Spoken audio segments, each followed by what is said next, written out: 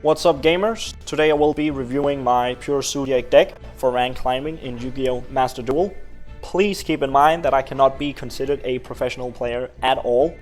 This is actually the first time I'm trying rank game mode in any of the Yu-Gi-Oh! Games that I've played up till date.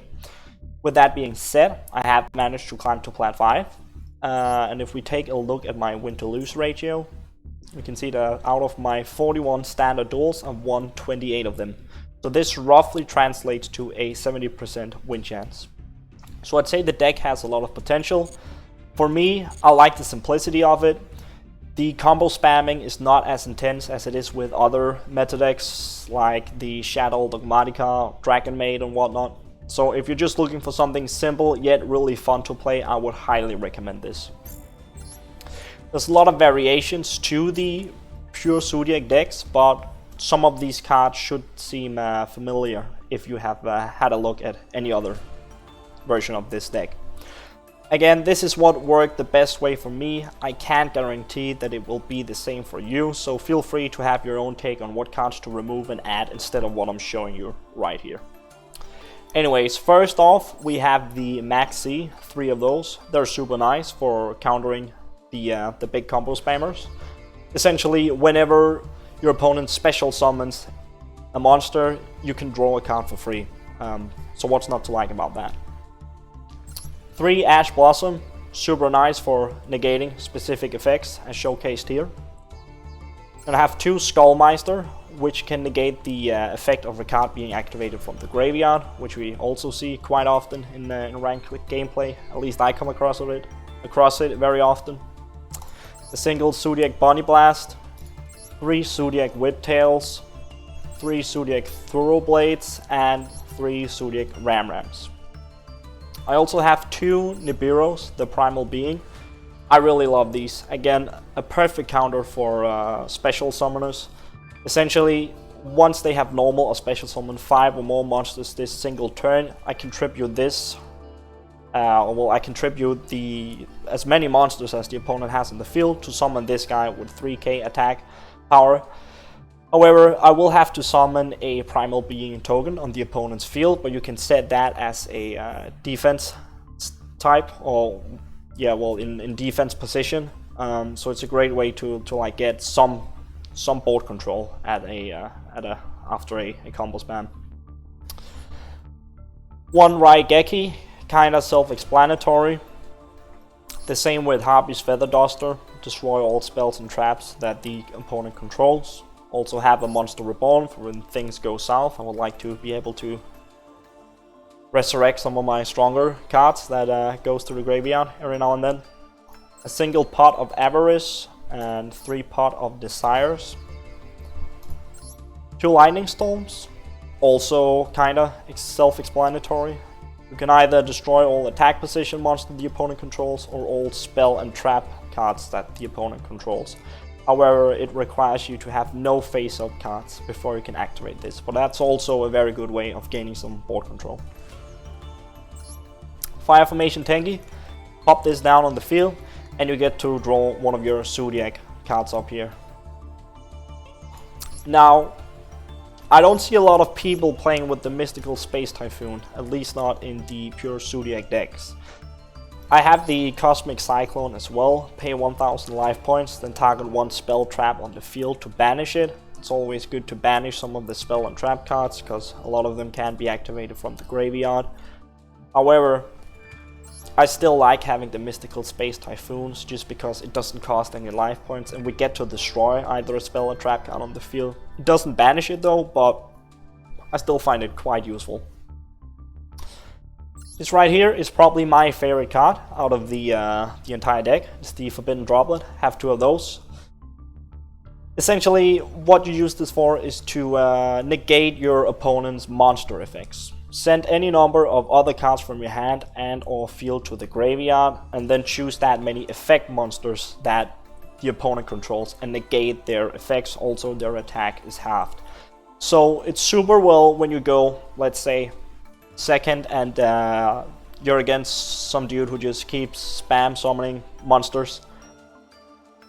if you're able to get a maxi off, you'll be able to draw quite a few cards. I think I had a hand of 20 cards in one duel, and obviously I was lucky enough to pick up a Forbidden Droplet.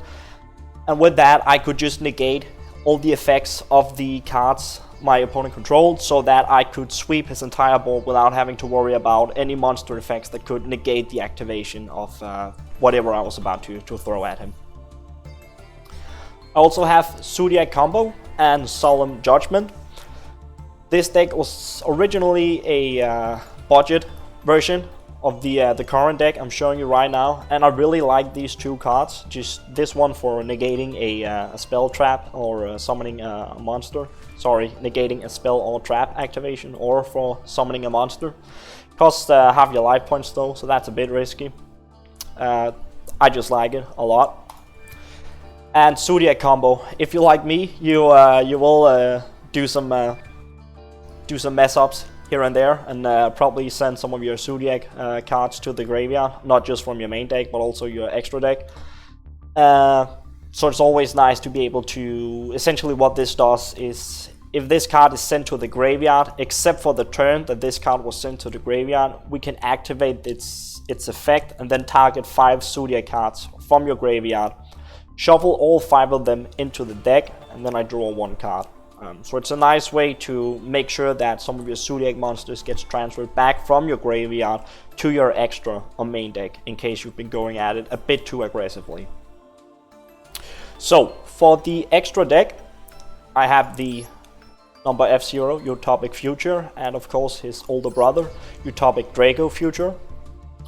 3 Zoodiac Tiger Mortar, a single Trident, 2 Borbos, 2 Hammer Kongs, and 3 Shakanines. And then I have the Drill Driver Vespanato, and also Divine Arsenal, A.A. Zeus Sky Thunder. He's also really nice. I would like to go into what the different combos are with all these extra deck cards here, but I already have some videos on my channel that you can watch if you feel like it, where I essentially go through all of the different combos. It's just random duels I've had where I saved the replay and uploaded them as well. So if you're not too sure on how this deck works or how you should play it, feel free to watch any of those videos, as I get in some pretty fun situations. I even managed to make sure one guy surrendered right after his first turn because of the power of the Forbidden Droplet. If I should make any changes to this current setup I have right here, I have been debating whether or not I should invest in Infinite Impermanence. I hope I pronounced that correctly. You can see it here. Target 1 face-up monster your opponent controls, negate its effects, and until the end of this turn, then if this card was set before activation and is on the field at resolution, for the rest of this turn, all of the spell or trap cards in this column are negated. And if we control no cards on the field, we can use this as a hand trap and essentially just activate it without having to set it first. It sounds good. I see a lot of people using it, but I feel like Forbidden Droplet is just a better choice here. Again, this is what works for me. It might not work for you. But again, by sending any number of cards from my hand or field to the graveyard, I can essentially do the same thing. Half their attack, negate their effects, which is kind of like what this card does, just for a single target. So, that was my Pure Zoodiac deck review. I hope you liked it. If not, I hope you got some sort of inspiration from it in what you want to play with yourself. Feel free to ask any questions in the comment section. I will try to answer them as best as I can. Remember, I'm not a professional player at all, but as I said at the start of the video, this deck right here got me to Plat 5. So I think that it's a pretty good option if you just want something easy to go with. Anyways, thanks for watching, and have a nice day.